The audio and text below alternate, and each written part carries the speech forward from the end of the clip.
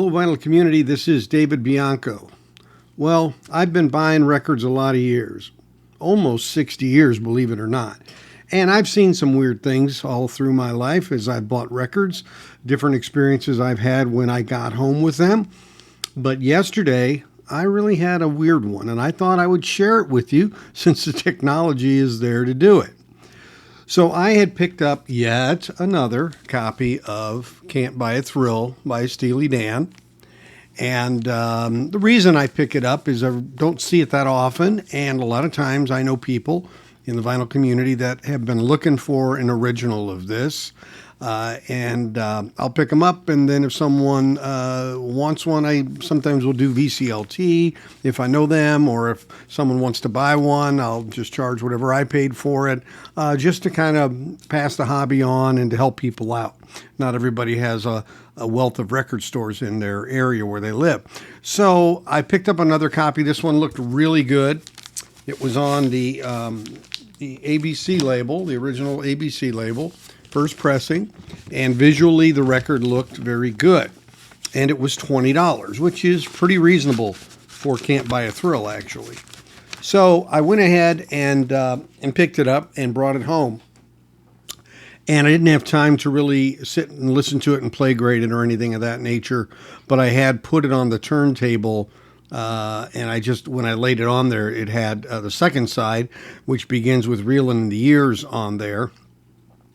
And I started to listen to it. Now, one of the things I do is I have a weight clamp that I put on my records.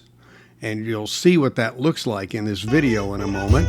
And that goes on the center spindle, and that just keeps the record flat and just makes sure that if there's any imperfection that would be causing it to not be flat, that can help a little bit. But of course, it obviously doesn't necessarily help around the outer edges.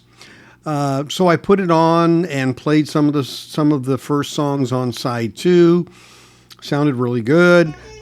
Looked flat. No issue whatsoever. Didn't get to flip it over and listen to the other side. Subsequently was on a show, and one of the people on the show said, "Hey, I might want to buy that." I said, "Well, let me finish play grading it, and I'll let you know what I think of it." And so I put on side 1 after I flipped it. And when I did, this is what I saw. So look at that. Look at that double dish warp in there. What? Well, the other side looked flat. So let's go back. We look at the other side, it's flat.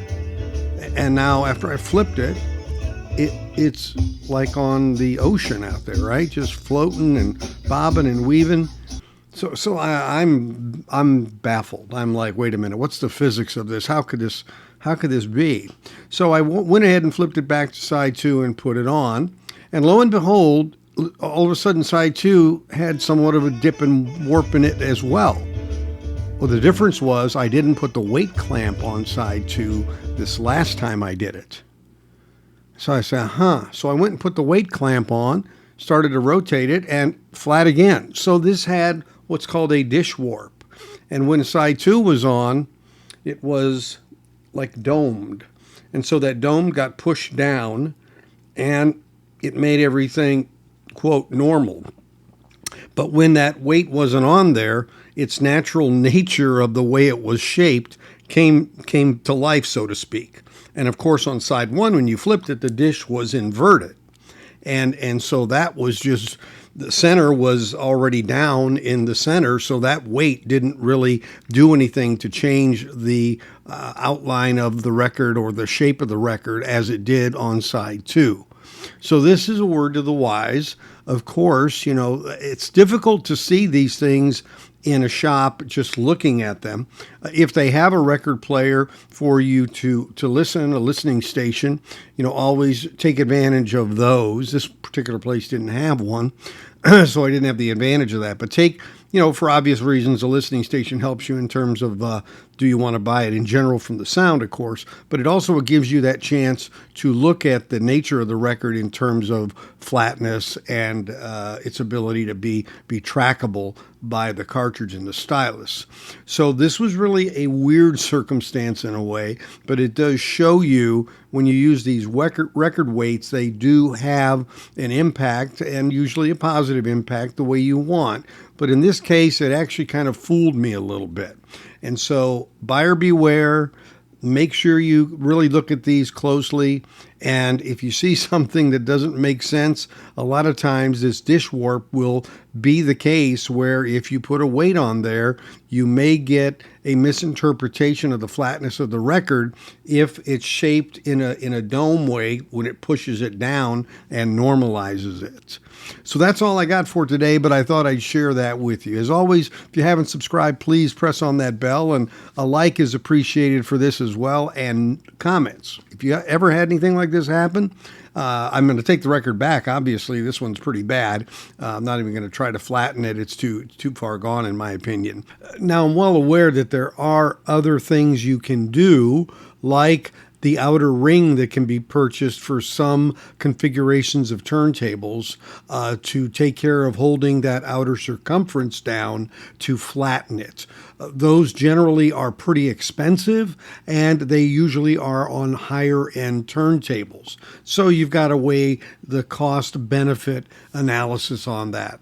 For me, I just couldn't see where that would be all that helpful. But at the same time, I would imagine for even more perfection on records that maybe have minor defects, if you use it almost all the time, you definitely would get a higher degree of consistency. That's true.